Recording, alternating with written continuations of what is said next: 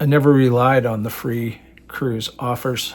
My name's Gary Dean. I'm the Blue Hat Bucket List Traveler. I did 34 cruises in 43 months and also drove all 48 states and 10 provinces in that time. So 43 months, did a lot of traveling. Thanks for being with me. Yeah, the cruise offers. So I paid cash for all my cruises. I never did any of the free, mainly because in order to get that, you have to do gambling is the main one. If you see people, you see some people retired on a cruise ship, things like that, or how to cruise free. That's the main one. Is you need to be gambling your money, which I don't know. I don't watch their videos because I don't do that. So if you're interested in that, you can check it out. I know I've gambled in Vegas and very hard to win.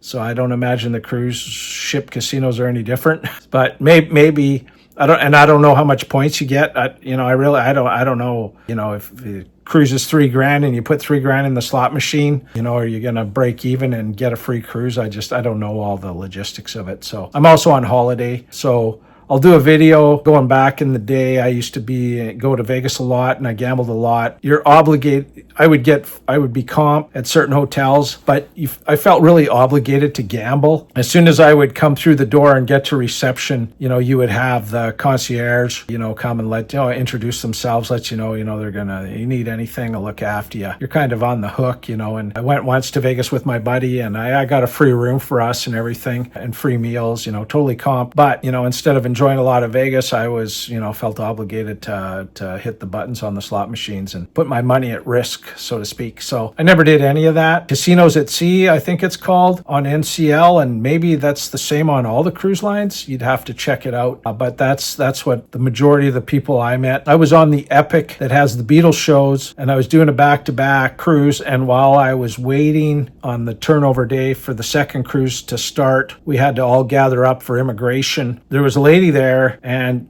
she'd been on the Epic 18 or 20 times or something. And I said, wow, that's crazy. Are you going different places or no, she just loved the Beatles shows. And then I'm thinking, wow, that's very expensive to just follow. And they're random Beatle guys. It's not like, one guy. They change out those guys all the time. There's just different players in the band. There's 4 or 5 guys in the band. So they're always rotating out. So I couldn't figure out what she's up to. And then she started talking about, she gambles and she gets free cruises and that's how she can do it. And and but yeah, I don't know the math on that. As far as I know, the casinos win. That's why they're there. So unless she's some amazing blackjack player or something going on, then I just don't know. So yeah, gambling's one way to do it. I never did any discount cruises. I got a couple deals, but that was just by accident. I was booking them anyways because I was going by itinerary. And I wanted to see new things. I didn't want to just... The other one, you see people retired on a cruise ship videos. A lot of them are just going anywhere it's cheap. So hurricane season and the late season, they'll be doing the Caribbean when the weather's iffy, or they're just going wherever they can find. I think they want to pay around $30 or $40 a night, try to keep it under a couple grand a month. And that includes, all their bills. But I don't know. You still have to pay for your internet. You're getting your food. I wouldn't include your laundry or your internet, so not sure. I think they pop off for a day here and there. They got, somewhere maybe a relative's place or somewhere to do their laundry, or, and then, maybe they just don't use internet on the ship. Not sure. It's very expensive to do it, that kind of stuff. So, but yeah, if you're looking for deals like that and you want, discounts and deals, go to Vacations to Go. That's where I see, you can do it by, per night and, sort them like that way. Best deals are going to be off-season stuff, late season, early season, and then the Trans-Pacifics. Repositioning cruises is kind of the new term they call those. So that's the other way that you don't have to pay full price. I did pay full price because I wanted to get this done. My original goal was 36 months, took me 43, and that's just, I lost a bit of time firing it up and getting it going because I had already booked other holidays. So I couldn't just cancel that stuff. So it took me a little bit longer. Also, when I pay my own way, then I'm more in control.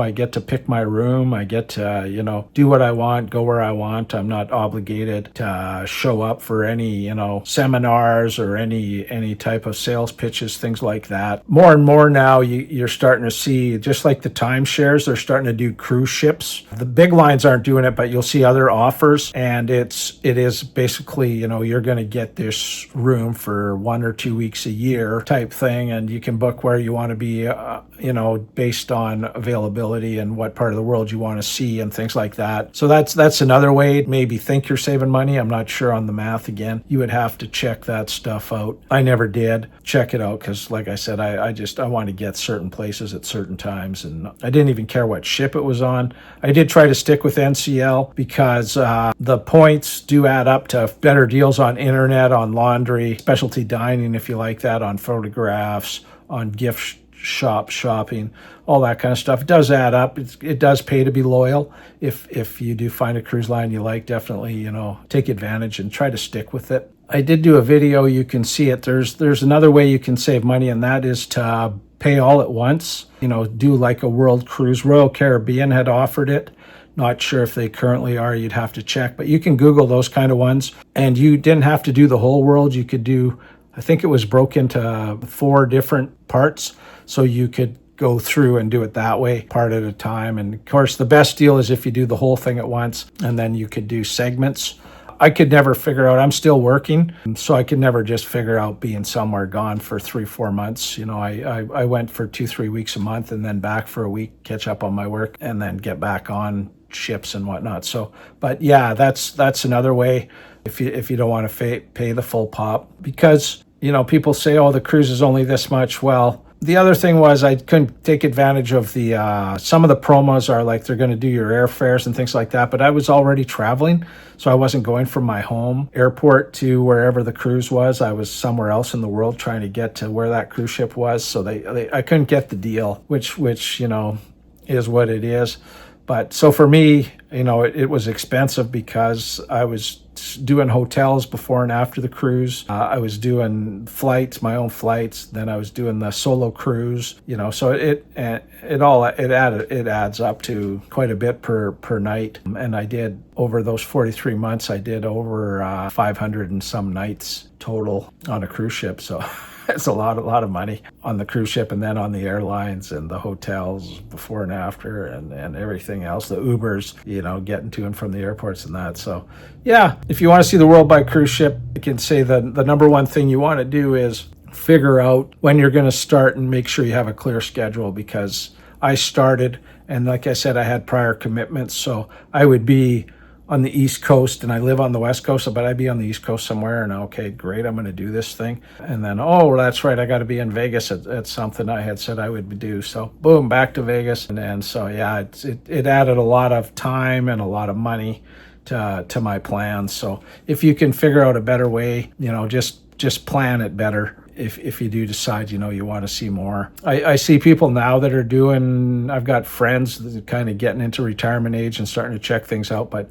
yeah, they just seem to be just going randomly to places, and they're there, and then they're way over there, and then they're over there, and so it seems like a lot of expense. Planning is key. I always joke, you don't want me to be your travel agent.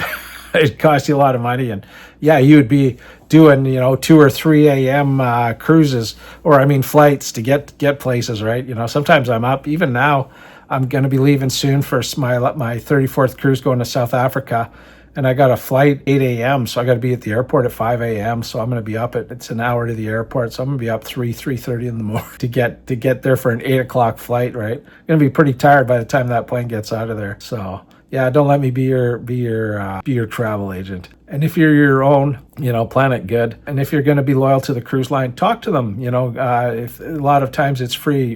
Just phone in and ask what promos they got, and if they can get you flights or hotels or anything like that.